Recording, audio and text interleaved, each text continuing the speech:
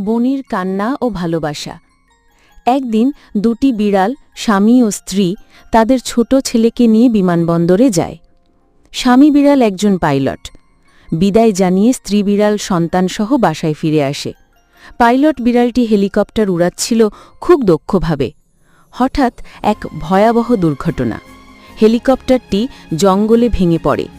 ছোট্ট বিড়াল ছানাটি একা জঙ্গলে পড়ে থাকে, ভয়ে কাঁপতে কাঁপতে মেও মেও করতে থাকে। সেই জঙ্গলে বাস করত এক দয়ালু হাঁসছানা। সেই বিড়াল ছানাকে খুঁজে পেয়ে ঘরে নিয়ে যায়, তাকে আদর করে, মাছ ভাজি করে খাওয়ায় এবং সুস্থ করে তোলে।